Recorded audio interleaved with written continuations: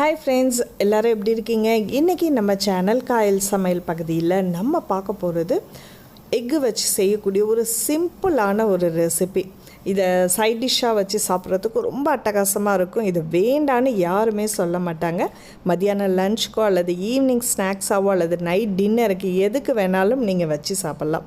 இப்போ அது எப்படி செய்யணும் அப்படின்னு பார்த்தீங்கன்னா, ஒரு பவுலில் ஒரு 3 முட்டை எடுத்திருக்கேன். இப்போ 4 பேர் இருக்கீங்க அப்படின்னா நீங்கள் தாராளமாக 3லேருந்து 5 முட்டை சேர்த்துக்கலாம்.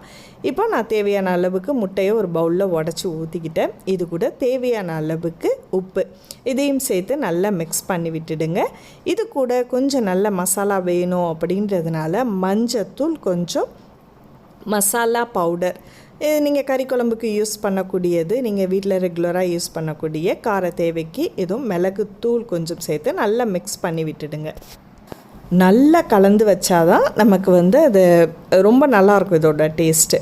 இப்போ ஒரு பேனில் பட்டர் எடுத்திருக்கேன். பட்டர் போட்டால் தான் இதில் சுவை அதிகமாக இருக்கும். அதனால் தேவையான அளவுக்கு பட்டர், இதோட பொடிசாக நறுக்கி வச்ச பூண்டு, இஞ்சி இந்த மாதிரி நசுக்கி போட்டாலும் சரி, இல்லைன்னா பொடிசாக கட் பண்ணி சேர்த்தாலும் சரி. இதோட வாசனை பட்டரோடு சேரும்போது ரொம்ப நல்லாயிருக்கும். அதே மாதிரி முட்டை சேர்க்கும்போது எப்போதுமே நீங்கள் பூண்டு கொஞ்சம் சேர்த்துக்கிட்டால் உடம்புக்கு நல்லது. இப்போ ஒரு கப் அளவுக்கு நான் பொடிசாக நறுக்கி வச்சுருக்கிற பல்லாரி வெங்காயம் கொஞ்சம் நல்லா வதங்கட்டும். ரொம்ப கோல்டன் ப்ரௌன் ஆகணும் அப்படின்ற அவசியம் இல்லை. கொஞ்சம் கலர் சேஞ்ச் ஆன உடனே நம்ம பொடிசாக நறுக்கி வச்சுருக்க தக்காளியை இதோட சேர்த்துருவோம்.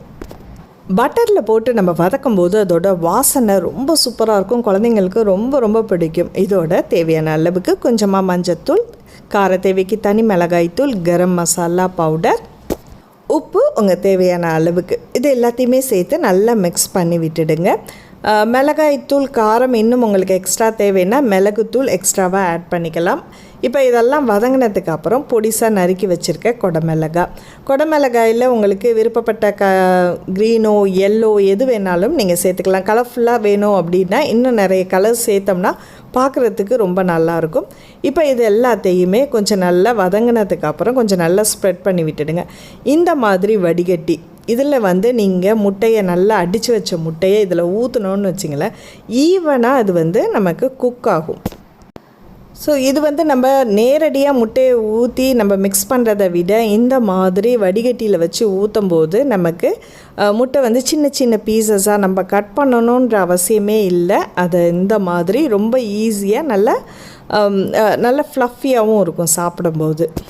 சேர்த்துட்டு நல்லா மிக்ஸ் பண்ணி விட்டுடுங்க. ஒரு 2 நிமிஷம் கழித்து இது மாதிரி பூவாக உதிரியாக இருக்கும். இதோட தேவையான அளவுக்கு கொத்தமல்லி இலைகளை இதோட சேர்த்து நல்லா மிக்ஸ் பண்ணிட்டா போதும்.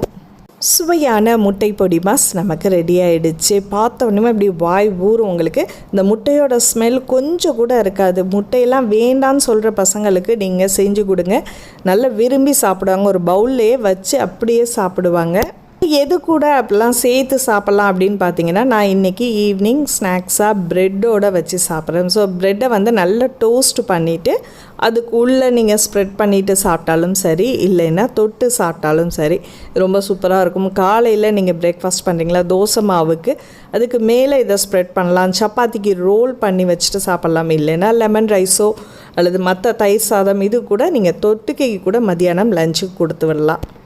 இதில் முட்டையோட வாடை ஒரு துளி கூட வராது. பட்டரில் நீங்கள் குக் பண்ணும்போது ரொம்ப டேஸ்டியாகவும் அதே இதில் ரொம்ப சாஃப்டாகவும் இருக்கும்.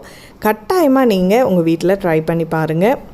உங்கள் பசங்க என்ன சொன்னாங்கன்றதை மறக்காமல் இது கீழே கமெண்ட்ஸ் பண்ணுங்கள்.